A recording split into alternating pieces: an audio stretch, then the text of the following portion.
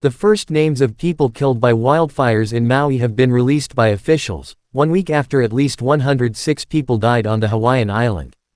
Just 2 people, Robert Dykman, 74, and Buddy Jantok, 79 were named. 3 others were identified but their names are being withheld until their families are notified. The catastrophic fire, which destroyed the historic town of Lahaina within hours, has been followed by a slow and grueling search for victims. Mr. Jantok's body was discovered at his home in a senior living facility in Lahaina, the New York Times reported.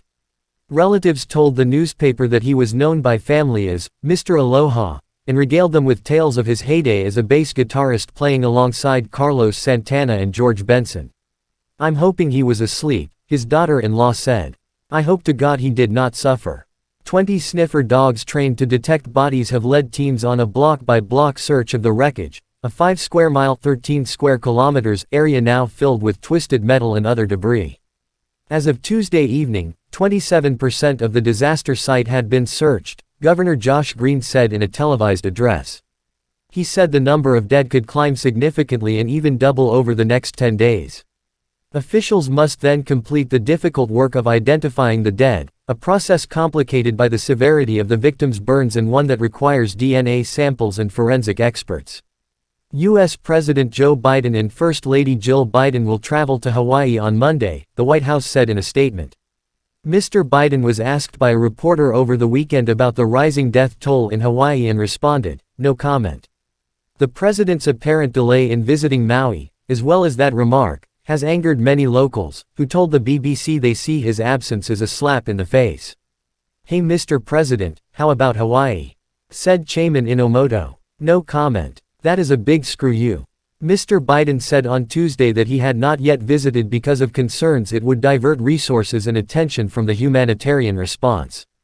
Jill Biden will accompany him to Hawaii, he said. "I don't want to get in the way.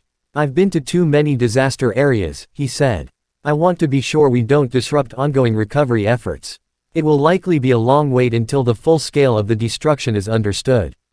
The Maui Emergency Management Agency has estimated it will cost $5.52 billion, £4.3 billion to rebuild.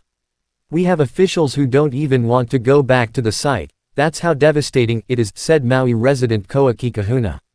Many people told the BBC they were frustrated by the scale and speed of the recovery efforts. One resident, Les Munn, said he had so far received $500 (£392) from the Federal Emergency Management Agency (FEMA), less than the price of a night in most hotel rooms on the island. For now, he is still sleeping in a shelter. In Lahaina, once Hawaii's royal capital, people are relying on relief supplies coordinated by other Maui locals. Ice, water, clothing and other supplies are being delivered by grassroots groups. On Wednesday morning, the Honoapiilani Highway, the primary route into Lahaina, opened to non-residents for the first time since last week's fires. For days, the road was closed even to residents who sat in long queues for hours hoping to get in.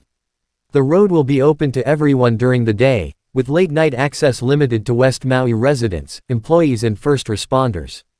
Still, officials have asked that people travel to this part of the island only if necessary to live, work, or volunteer.